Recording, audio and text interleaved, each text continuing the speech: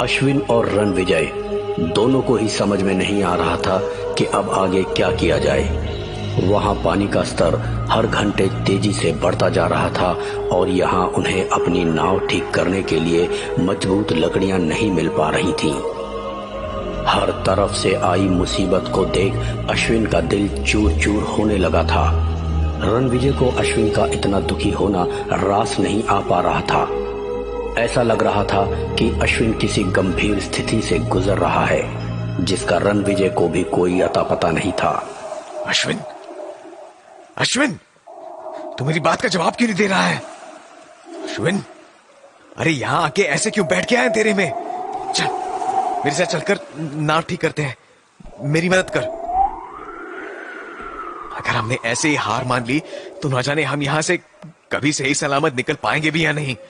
अश्विन, तू सुन रहा है मैं क्या बोल रहा हूं? हम जिंदा नहीं बचने वाले रणविजय। हम मरने वाले हैं। हमने यहां आकर बहुत बड़ी गलती कर दी। वो मछुआरा बिल्कुल सही कह रहा था। हमें यहां कदम तक नहीं रखना चाहिए था। अब हम यहां से कभी नहीं निकल सकते। ये कैसी बकवास कर रहा है तू? अभी हम बहुत कुछ कर सकते हैं। नहीं रणविजय, हमारे साथ अब आगे जो भी होगा वो हमारे हाथों से बाहर है। अब हमारी बलि चढ़ेगी। बलि? तू मुझे फालतू में डराने की कोशिश कर रहा है ना? देख, ऐसे फालतू का मजाक मत कर। कौन चढ़ाएगा मैं बलि? किसने बोला तुझे ऐसा? जकूरा मार डालेगा हमें। जकूरा नाम का शैतान मार डालेगा हमें। वो बुढ़ा उसी की पूजा कर रहा था। वो हमें।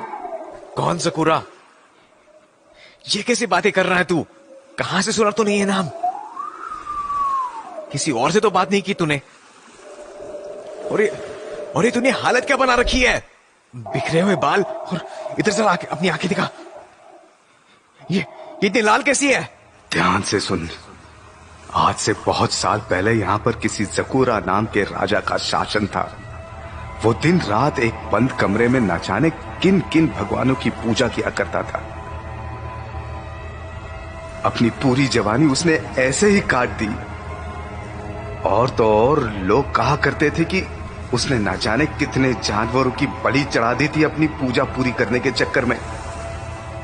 फिर ना जाने एक दिन क्या हुआ। एक दिन वो अपने कमरे का ताला लगाना भूल गया और उसके दरबार के एक मंत्री ने उस कमरे में घुसकर राजा की असलियत देख ली।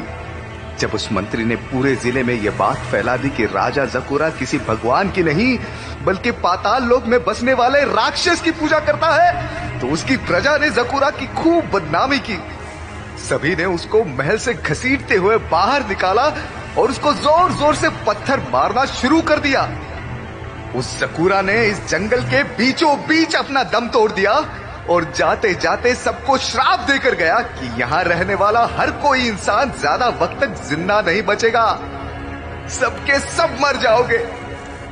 बस फिर क्या, एक एक करके मानो इस गांव पे तो मुसीबतों का पहाड़ ही टूट पड़ा। कभी सूखा पड़ना तो कभी बाढ़ आना और फिर भूखमरी फैल जाना। इन सब हादसों से धीरे धीरे करके ये नगरशील तट खाली होता गया। कुछ लोग तो ऐसा भी कहा करते थे कि मरने के बाद जकूरा की आत्मा इन लंबे लंबे बांस के पेड़ों में बस गई है और जो रात को इनमें से आवाजें आती है वो जकूरा के दर्दनाक चीखों की आवाज है। और आज फिर जकूरा अपना बदला लेने आ गया है। तुम दोनों अब जिंदगी और मौत के बीचों बीच फंस चुके हो। तुम दोनों, ये क्या हो गया तुझे? कैसी बातें कर रहा है? तुझे इतना सब कैसे पता? किसने पता तुझे ये? जवाब दे अश्विन। अश्विन, क्या हो रहा है तुझे? तू बिना बात हिल क्यों रहा है? तेरी आंखें।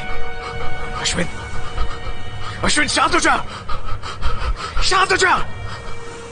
तू चिल्ला क्यों रहा है? शांत हो जाऊं? ठीक तो हूं मैं। मुझे क्या हुआ? और ये मेरा सर मेरा सर इतना भारी भारी सा क्यों लग रहा है? मैं कहीं से गिरा था क्या? और तू इतना डरा हुआ क्यों है? सब ठीक है ना? मैं डरा हुआ क्यों हूं?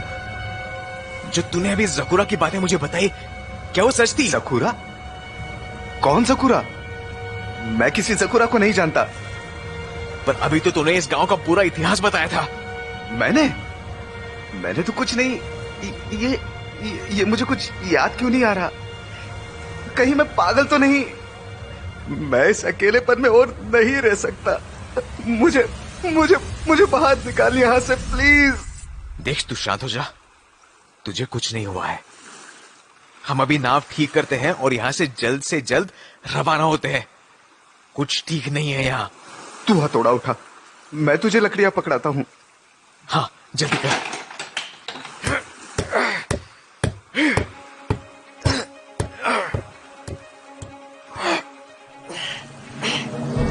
हाँ, इसे यहां लगा, ठीक से। ये मौसम पे एकदम से क्या हो गया? अचानक ये काले बादल क्यों आ गए आसमान में? अरे ये क्या हो रहा है? रणविजय जल्दी से टेंट में चल। ये आंधी सब तबाह कर देगी। हमारा टेंट? ये आंधी तो हमारा टेंट उड़ा के ले गई। अब हम कहां जाएंगे यार? ये क्या हो रहा है? मुझे डर लग रहा है। चल, उस पेड़ के नीचे चल, जल्दी। लगता है आज की रात इस पेड़ के नीचे ही काटनी होगी।